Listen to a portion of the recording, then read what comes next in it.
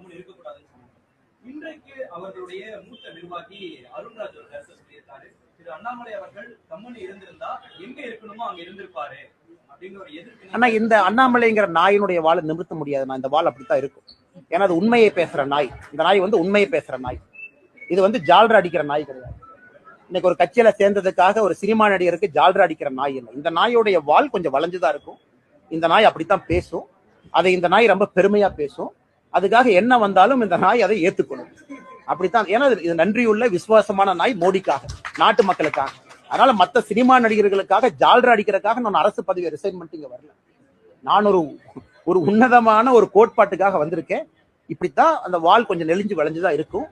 வருகின்ற காலத்திலையும் பல பிரச்சனைகளை நான் சந்திக்கத்தான் போறேன். ஆனா மக்களுக்காகத்தான் நான் சந்திக்கிறேன். அதை பெருமையாகத்தான் எடுத்துக்கிறேன். ஒரு ஜால்ரா அடிச்சுதான் ஒரு பதவியில் இருக்க வேண்டும் என்றால் அந்த பதவி எனக்கு தேவையில்லை. அந்த பதவி என் மயிருக்கு சமம்.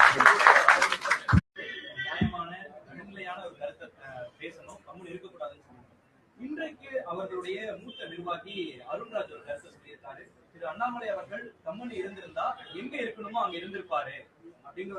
ஆனா இந்த அண்ணாமலைங்கிற நாயினுடைய வாழை நிமிர்த்த முடியாது. நான் இந்த வால் அப்படித்தான் இருக்கும். ஏன்னா அது உண்மையை பேசுற நாய். இந்த நாய் வந்து உண்மையை பேசுற நாய். இது வந்து ஜால்ரா அடிக்கிற நாய் கிடையாது. இன்னைக்கு ஒரு கட்சியில சேர்ந்ததுக்காக ஒரு சினிமா நடிகருக்கு ஜால்ரா அடிக்கிற நாய் இல்லை. இந்த நாயோடைய வால் கொஞ்சம் வளைஞ்சுதான் இருக்கும். இந்த நாய் அப்படித்தான் பேசும். அதை இந்த நாய் ரொம்ப பெருமையா பேசும். அதுக்காக என்ன வந்தாலும் இந்த நாய் அதை ஏத்துக்கணும்.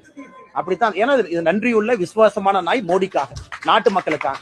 அதனால மத்த சினிமா நடிகர்களுக்காக ஜால்ரா அடிக்கிறதுக்காக நான் அரசு பதவியை ரிசைன் பண்ணிட்டு இங்க வரல. நான் ஒரு உன்னதமான ஒரு கோட்பாட்டுக்காக வந்திருக்கேன். இப்படித்தான் அந்த வால் கொஞ்சம் நெளிஞ்சு வளைஞ்சுதான் இருக்கும். வருகின்ற காலத்திலையும் பல பிரச்சனைகளை நான் சந்திக்கத்தான் போறேன். ஆனா மக்களுக்காகத்தான் நான் சந்திக்கிறேன். அதை பெருமையாகத்தான் எடுத்துக்கிறேன். ஒரு ஜால்ரா அடிச்சுதான் ஒரு பதவியில் இருக்க வேண்டும் என்றால் அந்த பதவி எனக்கு தேவையில்லை. அந்த பதவி என் மயிருக்கு சமம்.